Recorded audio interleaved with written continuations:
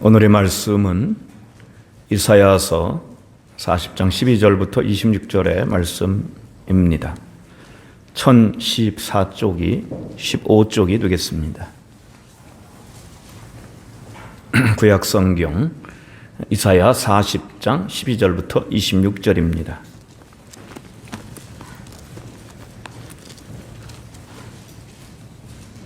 누가 손바닥으로 바닷물을 헤아렸으며 뼘으로 하늘을 쬐으며 땅에 티끌을 대에 담아 보았으며 접시저울로 산들을 막대저울로 언덕들을 달아 보았으랴.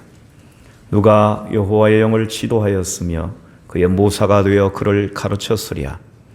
그가 누구와 더불어 의논하셨으며 누가 그를 교훈하였으며 그에게 정의의 길로 가르쳤으며 시식을 가르쳤으며 통달의 도를 보여주었느냐. 보라, 그에게는 열방이 통에 한 방울 물과 같고 저울의 작은 티끌 같으며 섬들은 떠오르는 먼지 같으리니 레바논은 땔감에도 부족하겠고 그의 짐승들은 번제에도 부족할 것이라. 그의 앞에는 모든 열방이 아무것도 아니라 그는 그들을 없는 것 같이 빈 것 같이 여기시느니라. 그런즉 너희가 하나님을 누구와 같다 하겠으며 무슨 형상을 그에게 비기겠느냐. 우상은 장인이 부어 만들었고 장색이 금으로 입혔고 또 은사슬을 만든 것이니라. 궁핍한 자는 거제를 드릴 때에 썩지 아니하는 나무를 택하고 지혜로운 장인을 구하여 우상을 만들어 흔들리지 아니하도록 세우느니라. 너희가 알지 못하였느냐. 너희가 듣지 못하였느냐. 태초부터 너희에게 전하지 아니하였느냐. 땅의 기초가 창조될 때부터 너희가 깨닫지 못하였느냐. 그는 땅 위 궁창에 앉으시나니 땅에 사는 사람들은 메뚜기 같으니라. 그가 하늘을 차일같이 펴셨으며 거주할 천막같이 치셨고 귀인들을 패하시며 세상의 사사들을 헛되게 하시나니 그들은 겨우 심기고 겨우 뿌려졌으며 그 줄기가 겨우 땅에 뿌리를 박자 곧 하나님의 입김을 부시니 그들은 말라 해오리 바람에 불려가는 촉에 같도다. 거룩하신 이가 이르시되 그런즉 너희가 나를 누구에게 비교하여 나를 그와 동등하게 하겠느냐 하시니라. 너희는 눈을 높이 들어 누가 이 모든 것을 창조하였나 보라. 주께서는 수요대로 만상을 이끌어 내시고 그들의 모든 이름을 부르시나니 그의 권세가 크고 그의 능력이 강함으로 하나도 빠짐이 없느니라. 아멘. 이것은 주님의 말씀입니다. 아멘.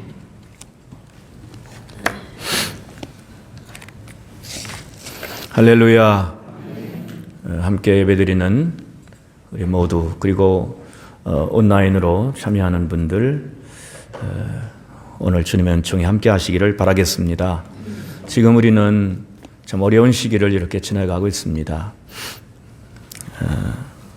더욱 우리를 힘들게 하는 것 중에 하나는 이것이 어떻게 언제 끝날지 모른다는 사실이죠. 그래서 여러 가지 시도들을 이제 하고 있습니다. 이걸 극복하기 위해서 또 이런 때에 맞게 어떻게 우리는 살아야 되고 교회는 어떻게 이것을 헤쳐나갈 수가 있겠는가. 이러한 시도들을 연구들을 하고 있습니다. 역사가 암울한 구름 속에 안개 속에 뒤덮일 때가 있죠. 그렇지만은 그 속에서도 우리는 하나님의 음성을 들어야 하고 그리고 우리의 발걸음을 굳세게 해서 하나님의 이제 인도하시는 발을 따라서 우리는 하나님의 자녀로서 살아가야 할 겁니다. 혼돈과 역경 속에 있는 삶, 그 역사를 구원할 수 있는 열쇠가 어디 있을까? 그것은 무엇일까라고 하는 질문을 해봅니다. 정말 열쇠는 어디 있느냐? 과학기술에 있을까요? 백신이 발견되고 치료제가 발견되면 이게 다 끝날까요? 그렇지 않을 수도 있습니다. 오늘 성경의 말씀은 하나님 지식, 하나님의 바른, 하나님에 관한 바른, 하나님의 바른 지식, 거기에서 열쇠를 찾고 있어요. 이스라엘의 역사가 바로 그렇게 됐습니다. 우리는 알고 있죠. 이스라엘의 역사가 북왕국과 남왕국이 다 멸망의 경험을 했다는 것. 나라가 없어지고 성전도 없어지고 백성들은 다 흩어지는 그런 정말 절대적인 위기 속에 처했던 것을 우리는 알고 있습니다. 그리고 그 외지 땅, 외지에서 노예살이하고 있는데 그 때가 끝날지 안 끝날지 가늠이 안 됩니다. 10년이 지나가요. 20년이 지나가고 30년이 지나갑니다. 40년이 지나가도 소식이 없어요. 40년, 50년이 되면 어떻게 됩니까? 벌써 한 세대가 지나간 거예요. 사람들이 포기하기 시작합니다. 사람들은 이제 하나님께 희망 걸기를 단념합니다. 그리고 자기들이 볼 때 그들을 포로로 잡고 있는 이 바벨론이라고 하는 거대한 제국은 무너질 기미가 안 보입니다. 영원할 것 같습니다. 그들이 느꼈던 그런 좌절감과 또한 이런 고통스러운 현실에 대한 이런 그들의 신앙, 이런 것들을 우리가 생각해 보면 비참했다는 것을 알게 됩니다. 그때 하나님 예언자의 음성이 들려오죠. 하나님 예언자의 음성이 들려옵니다. 오늘 그 음성을 우리는 읽었습니다. 그 말씀을 읽었습니다. 한없이 낮아진 자존감, 하나님을 향한 기대가 무너져버린 현실. 그렇지만은 예언자를 통해서 들려오는 주의 말씀은 그들의 귀를 이제 의심케 하는 그런 말씀이 들려오는 겁니다. 희망의 말씀이 선포되고 있죠. 우리가 사는 이 시대 역시 하나님을 알므로써 예언자의 음성, 하나님의 음성을 들음으로써 우리는 미래를 가늠해 볼 수 있고 또 미래의 희망을 가질 수가 있는 겁니다.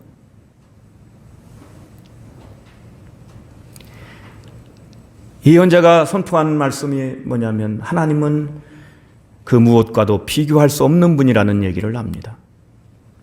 우리는 바다에 나가서 바다를 볼 때 저 대양을 이제 바다 한가운데 서서 사방을 둘러봐도 물밖에 안 보이는 그 바다 속에서 정말 물이 많다.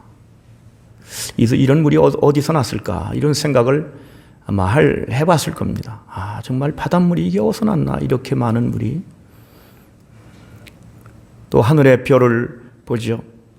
하늘의 별을 보면서 별이 밝다 이런 생각도 하지만은 그 무한한 세계에 대한 어떤 막연한 어떤 느낌을 우리는 가지게 됩니다. 과학자들은 뭐 이런저런 얘기를 해요. 우주에서 지구의 존재가 어떤가? 여러분 태양계와 같은 이런 그 행성들이요. 뭐 은하계 안에 뭐 100억 개가 있다나요. 그리고 그 은하계 같은 그런 별들이 또 뭐 헤아릴 수 없이 있다는 거예요. 그러니까 이 우주는 무한히 광대한 세계죠. 그 사람들은 아직 의식이 깨어나기 전이, 과학이 발전하기 전이니까 사람들은 태양을 섬기고 별을 섬기고 거기다 절하고, 뭐 우리 부모님 세대만 해도 위에 세대만 해도 그런 종교 행사, 어떤 미신적인 행위들을 많이 했습니다. 하늘의 별을 볼 때, 달을 볼 때, 별들을 볼 때 여러 가지를 느끼게 됩니다. 그리고 이 땅을 볼 때 땅이 얼마나 큰지. 그 참 놀라운 건 뭐냐면 지금도 이 지구가 네모지다는 생각을 가진 사람들이 엄청나게 많다는 겁니다. 여러분은 어떻습니까? 지구가 둥굽니까? 아니면 어떻습니까? 지금도 지구가 이 땅이 평평하다는 생각 가진 사람들이 많다는 거예요. 그러니까 참 알 수 없는 노릇입니다. 오늘 예언자는 그렇게 말씀하고 있어요. 그렇게 어마어마한 이런 자연의 이런 세계와 하나님은 비교할 수가 없다. 여기 보면은 그런 표현들을 쓰고 있잖아요. 그래서 이게 사람들이 가진 도구입니다. 한 뼘. 우리 한 뼘이 이게 20cm, 20cm. 큰 뼘으로 따지면 한 20cm 되는 거죠. 이 뼘을 가지고 하늘을 재받느냐. 하늘을 재집니까? 이 사람의 뼘 가지고. 이게 사람의 도구죠. 사람의 도구예요. 대박. 대박을 가지고 땅에 흙을 재받느냐. 대받냐. 몇 대박 나올까요? 그런 표현을 써. 이게 여기 보면은 이 한 대, 두 대 할 때 이 되에 담아봤느냐. 땅의 모든 흙을 담아봤느냐. 이건 뭐 가늠할 수 없는 얘기죠. 또 저울을 가지고 산을 재봤냐. 우리가 인간이 가진 도구가 그겁니다. 저울이죠. 저울을 가지고 산을 어떻게 잽니까? 사람들이 가진 과학의 지식이라는 것도 그런 거예요. 뼘을 가지고 하늘을 재는 거죠. 그리고 뭐라고 얘기해요. 전문가들이라고 해가지고 뭐라고 얘기하는데 일부분은 맞지만 터무니없는 것으로 밝혀지기도 하고 그런 겁니다. 막대저울로 언덕들을 달아보았냐. 그러니까 하나님과 비교할 수 없다는, 하나님을 그렇게 비교해가지고 하나님을 알 수 없는 분이라는 겁니다. 세상 나라의 권력자들. 저는 미국의 대통령 선거를 보면서 물론 그 미국이라는 나라가 주가 뭐 수십 개 되잖아요. 40몇 개인지 50개인지 그건 뭐 남의 나라이기 때문에 다는 모르지만 주 단위로 그 권한이 있기 때문에 간접 선거도 있어요. 사람들이 투표를 하지만. 그런데 대통령이 4년 하는 건데 가만히 보니까는 이게 억지를 쓰는 것 같아요. 졌는데 투표에서는 내가 보기에는 분명히 졌는데 억지를 쓰고 있는 거예요. 그래서 야, 이게 큰 나라의 대통령도 별 수 없구나. 그 권력이라는 게 영원할 줄 알고 자기가 움켜쥐면 쥐일 줄 알고 쥐어질 줄 알고 그렇게 하는 거죠. 그런데 하나님 보시기에는 그렇지 않다는 거죠. 열방이 통에 한 방울 물과 같다는 거죠. 티끌 같다는 거죠.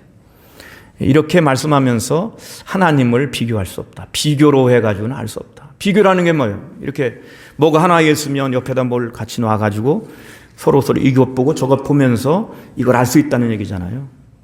그게 비교잖아요. 그런데 하나님을 끌어내려가지고 세상 권력하고 세상의 어떤 피조물하고 비교를 해서 알 수 있는 게 아니라는 거죠. 그런 분이 아니라는 거죠.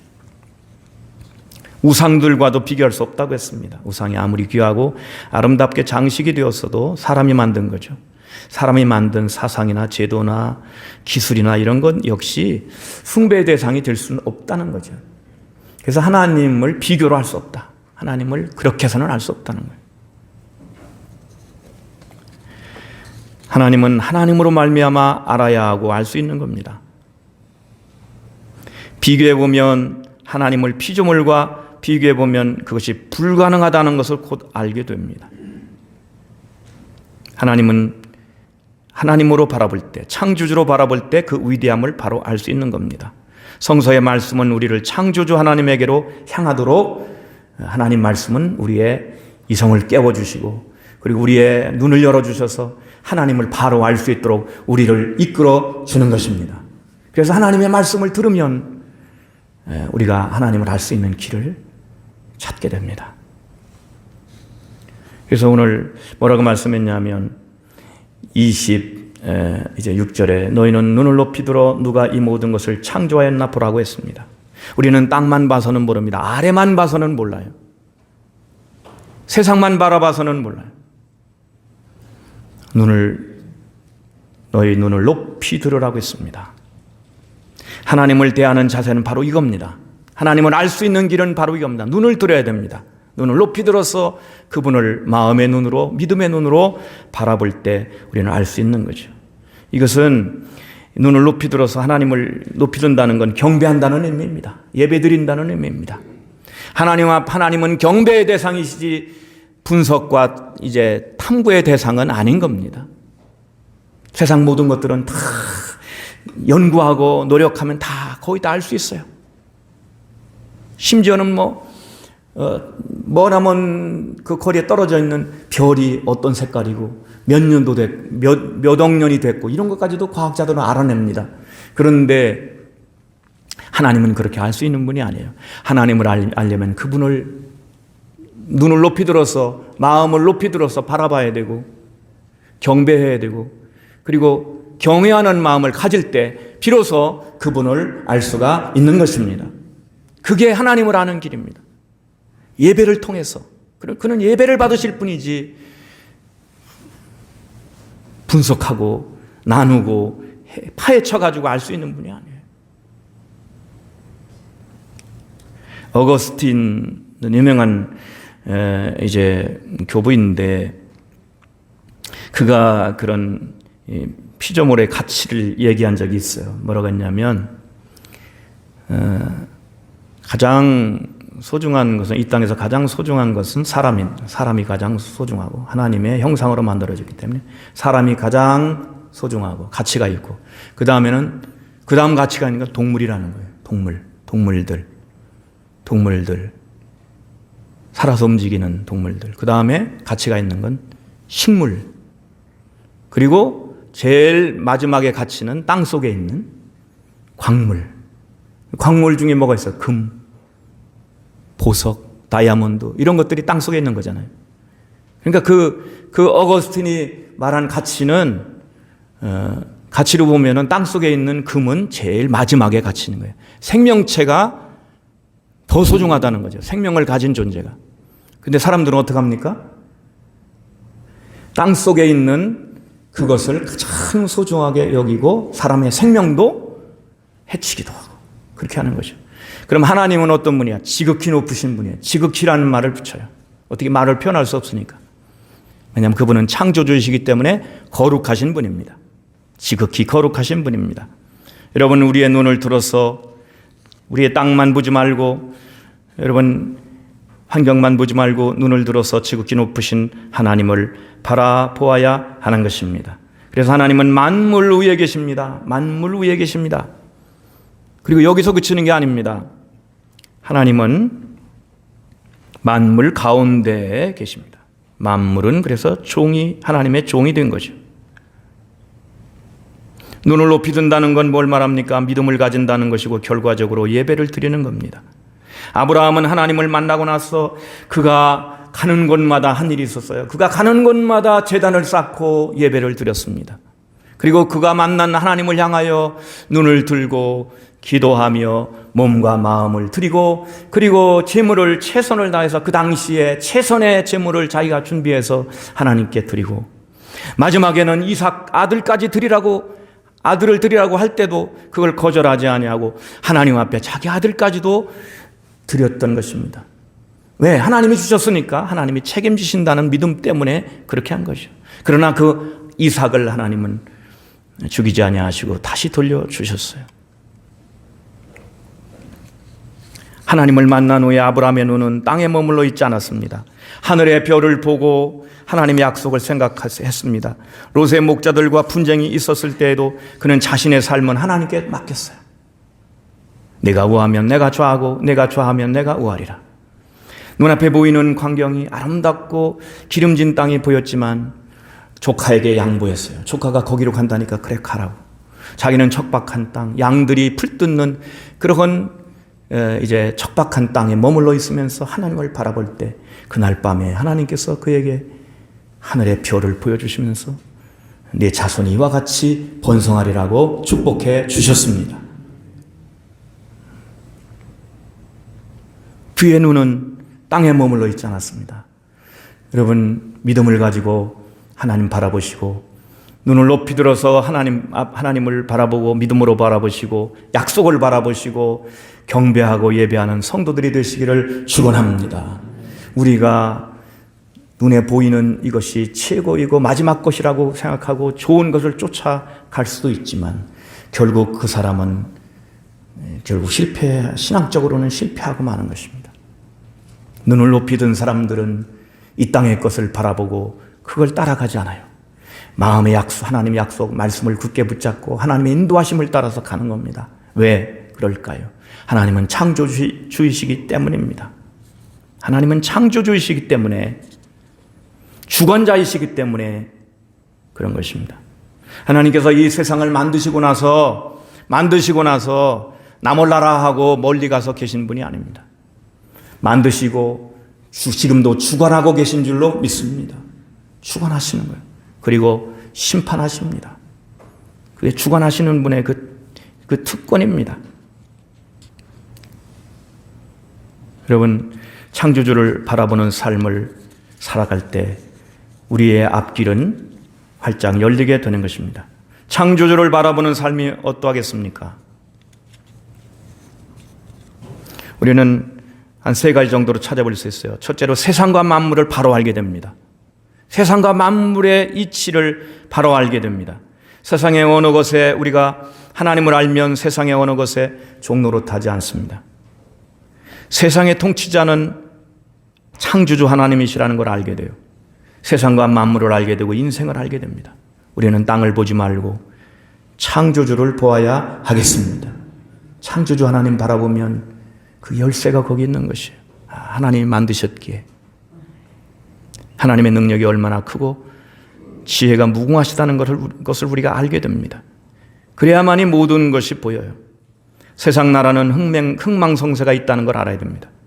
권세자들은 하나님께서 뽑으시면 뽑혀져가지고 금방 시들어버리는 것이에요. 바다와 하늘과 땅이 피조물입니다. 종들입니다. 하나님 명하시면 순종할 수밖에 없어요. 하나님을 경배하면 인생이 보입니다. 창조주 하나님은 구원자가 되십니다. 창조하셨기 때문에 구원자도 되시는 거예요. 그래서 우리는 예수님을 구원자라고도 하지만 하나님도 구원자라고 그러는 거예요. 하나님은 구원자이십니다. 건져주시는 분입니다. 지금은 시식과 정보의 시대예요. 지식을 가진 자가 권력을 갖는 겁니다. 그런데 하나님을 바로 아는 자가 바로 참된 지식이고 최첨단을 걷는 이 시대의 사람이 되는 것입니다. 하나님을 아는 사람. 그래서 하나님을 바로 아는 사람은 지식을 잘 선택을 하고 잘 사용해서 다른 사람보다 훨씬 더 올바르고 행복하고 뛰어난 그런 삶을 살아가게 되는 것입니다. 여러분, 하나님 바라보시고 이 세상을 잘 이해하시고 하나님의 비단에서 이해하시고 종노릇하지 마시고 하나님의 자녀로 살아가시기를 축원합니다. 얼마나 많은 사람들이 얽매여 살아갑니까? 우리는 그렇게 만들어지지 않았습니다. 하나님 외에는 우리를 속박할 자가 없습니다. 하나님 외에는 우리에게 고난을 부릴 자가 사실 없어요. 그 다음으로는 창조적인 삶을 살게 됩니다. 하나님을 힘입어서 살기 때문에 우리가 피곤합니다. 우리 인생이 피곤하고 이제 또 올바른 삶을 살고 신앙생활을 하려고 열심히 하려고 하지만은 얼마 있다 보면은 피곤해져요. 피곤해집니다. 그때에도 포기하지 않고 새 힘을 주시는 하나님의 그 능력을 따라서 우리는 선한 길을 계속 갈 수가 있는 것이고 구원의 길을 계속 갈 수가 있는 것이고 영생의 길을 계속 걸어갈 수가 있는 것입니다. 여러분에게 새 힘이 넘치시기를 축원합니다. 새 힘이 우리에게 필요한 것이에요. 그것은 하나님이 주시는 겁니다. 창조주 하나님에게는 능력과 지혜가 무궁한 것입니다. 그래서 하나님을 경배하면 그 능력을 우리가 빌려서 내 것처럼 사용할 수 있는 것이에요. 그 지혜를 하나님이 주시고 능력을 주셔서 우리가 창조적인 삶을 살아가게 됩니다. 여러분, 우리가 날마다 새로워지는 성도가 되기를 바랍니다. 날마다 새로워지는 사람이 살아있는 사람이에요. 날마다 새로워지는 거죠. 본문에 등장하는 단어가 하나 있는데 토후라고 하는 단어가 있어요. 이것은 공허라는 말입니다. 창세기 1장에 하나님께서 공허 위에 이제 공허함을 이제 창조로 바꿔 주시잖아요. 충만함으로 이제 채워 주셨습니다. 창조적인 삶이라고 하는 것은 하나님을 섬기는 자들에게 일어나는 것입니다. 그래서 하나님은 우리의 삶이 때로는 공허하게 느껴지고 때로는 외롭고 때로는 이게 아무것도 아닌 것 같다 싶기도 하고, 하지만은 주님이 우리에게 오셔서 우리의 인생을 충만하게 채워주시는 것입니다. 충만하게 채워주시는 것이에요. 그래서 창조주 하나님을 바라보는 사람은 가진 것이 별로 없어도 부족함을 못 느끼는 것입니다. 예수님을 모신 사람은, 예수님을 마음속에 간직한 사람은 부족함을 못 느껴요. 왜냐하면 그분으로 충분하기 때문입니다. 천지를 지으신 하나님이 내 안에 계시고 우리와 함께 계시기 때문에 그런 것입니다. 그래서 우리의 삶이 어디로 가든지 가득가득 채워지는 경험을 하는 것입니다. 그렇다고 해서 무슨 물질적인 부유함만을 이야기하는 게 아닙니다. 여러분, 기쁨이 있는 사람은 채워진 사람입니다. 감사가 있는 사람은 채워진 사람입니다. 희망이 있는 사람은 채워진 사람입니다. 예수님이 좋은 집 짓고 사셨나요? 머리 둘 곳도 없었어요. 하룻밤을 지낼 잠잘 곳도 없었어요. 그러나 예수님은 모든 것이 아버지의 것이라고 하는 것 때문에, 그리고 모든 것이 그분이 창조주이시기 때문에 어디 가나 자신의 집이시죠. 자신의 집이셨죠. 여러분, 우리들도 주님 모시고 그 능력과 그 지혜를 가지고 선을 향해서 주님을 닮아가는, 날마다 하나님께 영광 돌리는 창조적인 삶을 살아가기를 원합니다. 하나님은 없는 걸 있게 하시는 분이에요. 없는 것도 있게 하시는 분이에요. 필요하면. 있는 것도 또 패하실 수 있는 분입니다. 창조적으로 살려면 세상에 헛된 것을 비워야 돼요. 세상의 욕심을 비워내야 돼요. 무슨 기대, 여러분, 어떤 사람들에 대한 기대도 다 비워내시기를 축원합니다. 저 사람한테 내가 이걸 기대했는데 안 해줘요. 그럼 원망하게 되잖아요. 원망하게 되면 비참하게 되고 불행하게 되는 것이에요. 그거보다는 여러분 자신이 다른 사람에게 주고 다른 사람에게 선을 행하고 다른 사람을 축복하는 삶이 되기를 원합니다. 비우는 일을 해야 돼요. 왜냐하면 헛된 것이 너무 많이 들어와 있기 때문에 다 비우면 누가 있는 줄 아세요? 우리 안에는 참된 내 자신과 곧 하나님만 계시는 거예요. 염려 걱정이 없어요. 욕심이 사라지기 때문에. 그게 창조적인 삶인데요. 이게 비우는 삶을 살아야 됩니다. 자꾸 우리는 이렇게 자꾸 더 가져야만 채워진다고 생각하고 그래야 그게 창조적이라고 생각하지만 그렇지 않습니다.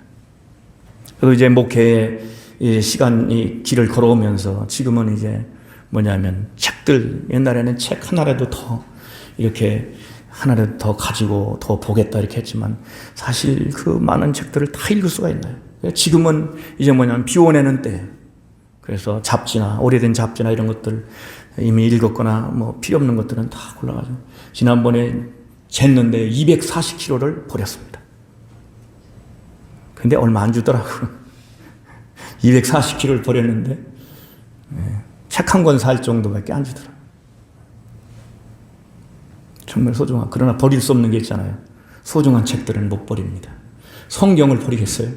아니면 고전들을 버리겠어요? 그런 책들은 안 버립니다. 세상 끝날까지 내가 가지고 가면서 봐야 되죠.